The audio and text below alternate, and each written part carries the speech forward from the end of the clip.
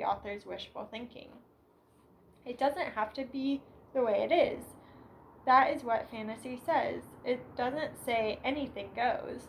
That's irresponsibility. When 2 and 1 make 5, or 47, or whatever,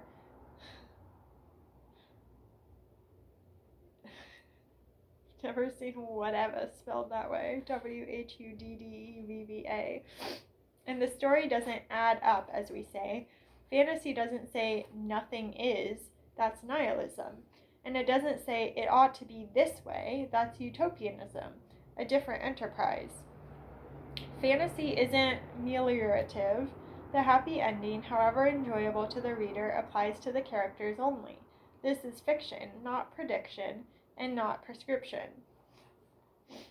It doesn't have to be the way it is a playful statement, made in the context of fiction with no claim to being real, yet it is a subversive statement.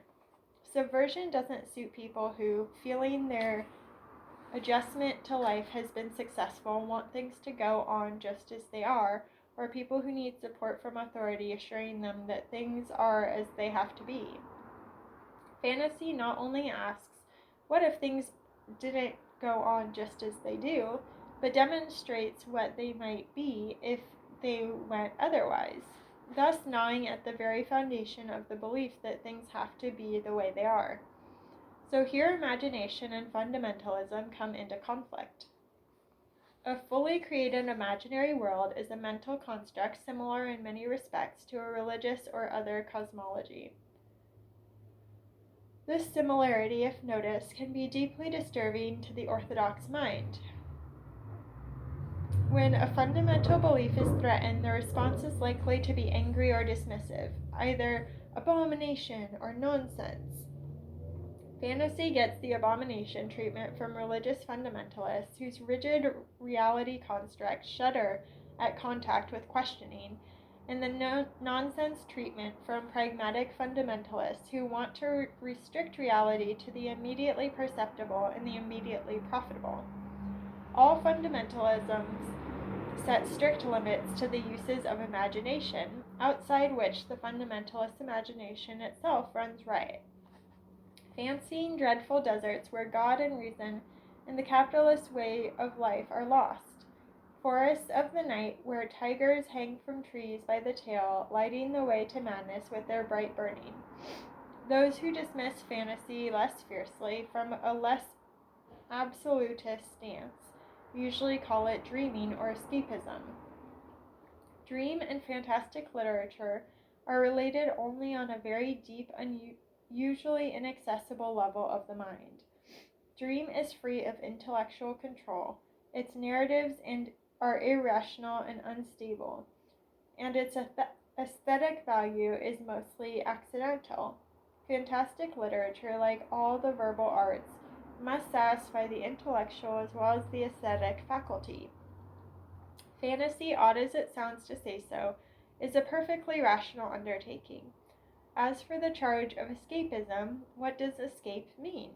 Escape from real life, responsibility, order, duty, piety, is what the charge implies. But nobody except the most criminally irresponsible or pitifully incompetent escapes to jail. The direction of escape is toward freedom. So what is escapism an accusation of?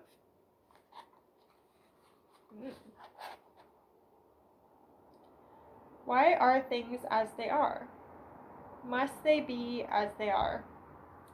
What might they be like if they were otherwise? To ask these questions is to admit the contingency of reality, or at least to allow that our perception of reality may be incomplete, our interpretation of it arbitrary or mistaken. I know that to philosophers what I'm saying is childishly naive, but my mind cannot or will not follow philosophical argument, so I must remain naive.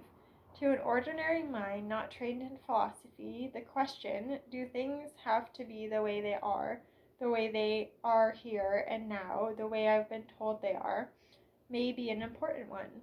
To open a door that has been kept closed is an important act. Upholders and defenders of a status quo, political, social, economic, religious, or literary, may denigrate or diabolize or dismiss imaginative literature because it is, more than any other kind of writing, subversive by nature. It has proved over many centuries a useful instrument of resistance to oppression. Yet, as Chesterton pointed out, fantasy stops short of nihilist violence, of destroying all the laws and burning all the boats. Like Tolkien, Chesterton was an imaginative writer and a practicing Catholic, and thus perhaps particularly aware of tensions and boundaries. 2 and 1 make 3. 2 of the brothers fail the quest, the third carries it through. Action is met with reaction. Fate, luck, necessity are as inexorable in Middle Earth as in Colonus or South Dakota. The fantasy tale begins here and ends there, or back here, where the subtle and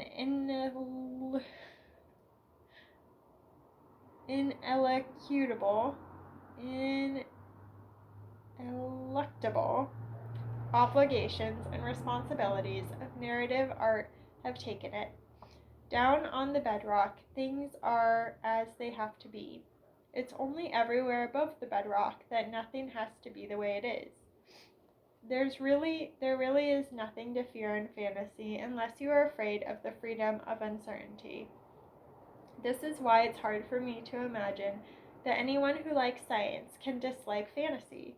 Both are based so profoundly on the admission of uncertainty, the welcoming acceptance of unanswered questions. Of course, the scientist seeks to ask how things are the way they are, not to imagine how they might be otherwise. But are the two operations opposed or related?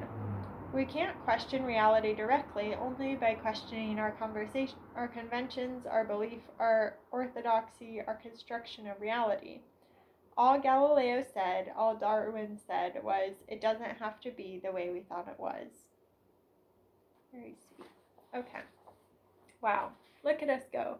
We're almost halfway through. We're on page 85. Utopia yin, utopia yang. Okay. I'm going to pause, let my voice rest, and we'll come back again sometime soon. I hope you have a beautiful rest of your day, and I hope you're enjoying this book, even through my snuffles and mispronunciations. It's been a good practice for me to allow my reading to be messy and imperfect, and to know that the point is to enjoy the story and practice. So here I am practicing. I appreciate you being here to support my practicing. I'll talk to you again soon. Bye.